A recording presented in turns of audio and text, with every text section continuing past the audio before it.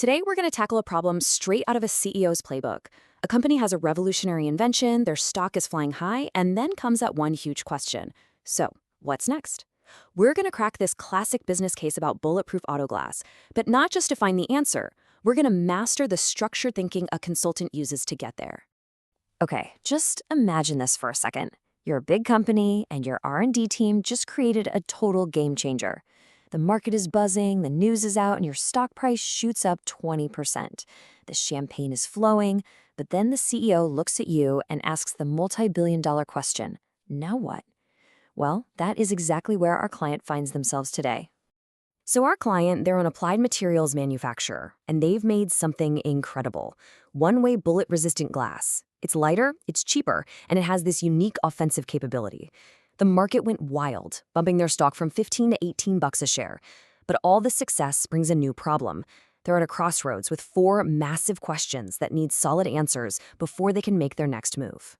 Now, a good consultant never just jumps to conclusions. They build a roadmap, and here's ours. First, we're going to really understand the client and their goal.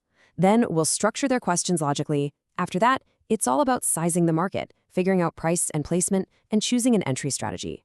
All of this leads to our final data-backed recommendation. So let's get started.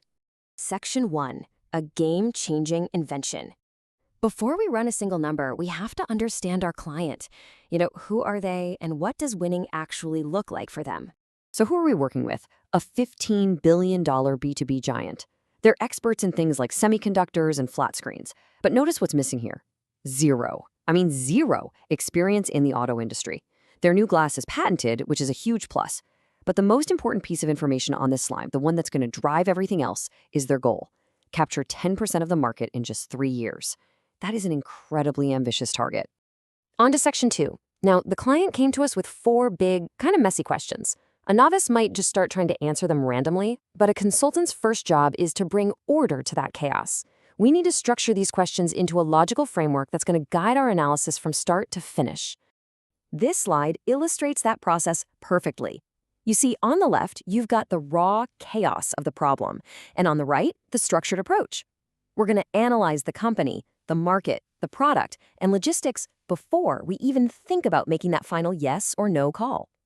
This is how you turn a complex problem into a clear path forward. All right, Section 3, sizing the global market. This is our first major analytical task. The client needs to know just how big this opportunity really is. Worldwide bulletproof auto glass market. That sounds huge and intimidating, doesn't it?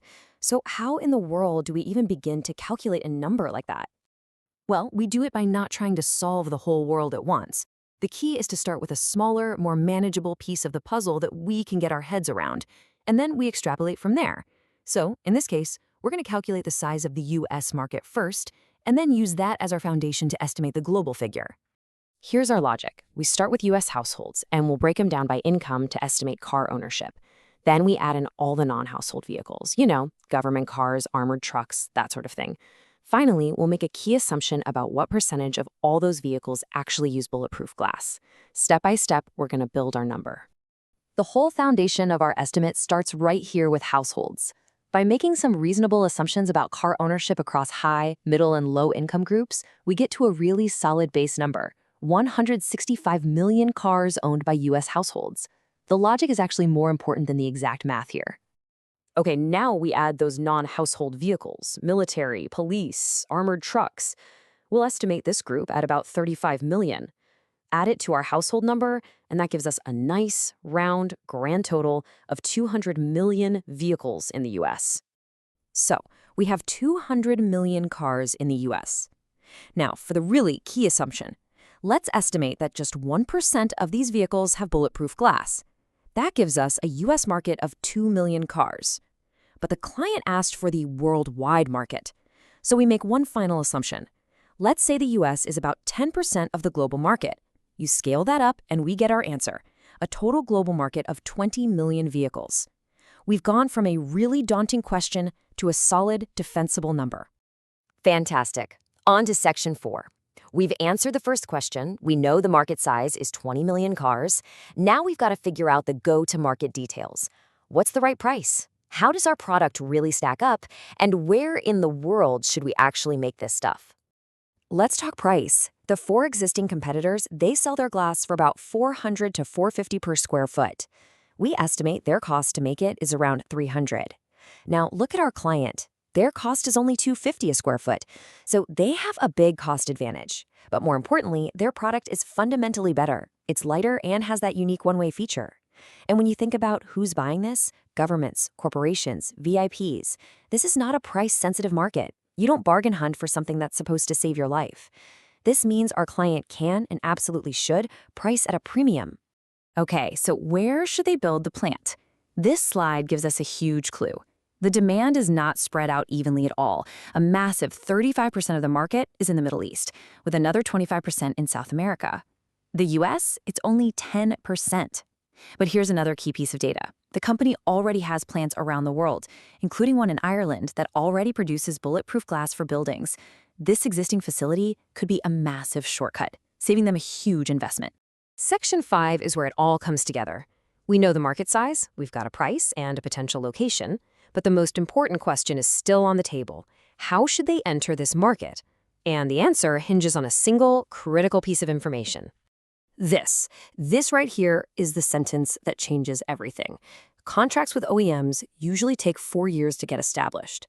OEMs, we're talking Ford, Toyota, the big car makers, they make up 80% of the market, and getting in with them takes 4 years. This isn't just a hurdle, it's a massive wall. And here it is, the central conflict of the entire case, the aha moment. Their goal is 3 years. The reality of the market is 4 years. It's a fundamental mismatch. Trying to grow organically is a guaranteed path to failure.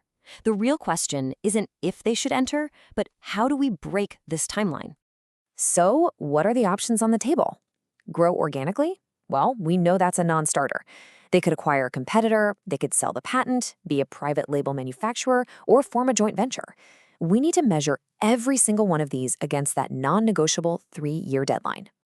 When you lay it all out, the conclusion becomes crystal clear.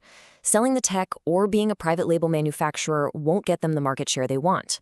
A joint venture is probably too slow. The only strategy that allows them to bypass that 4-year barrier and instantly gain access to the OEM market is to acquire one of the existing players who already has those contracts in place. It is the only move that makes their goal achievable. And that brings us to our final section, the final recommendation. We've done the analysis, we've wrestled with the data, and we've found our key insight. Now it is time to deliver our conclusions to the client in a clear, concise, and actionable way. Here it is, the final scorecard that answers your 4 original questions. First, market size. It's a 20 million vehicle global market. Second, pricing. We recommend a premium price, somewhere around $500 a square feet, to reflect the superior technology.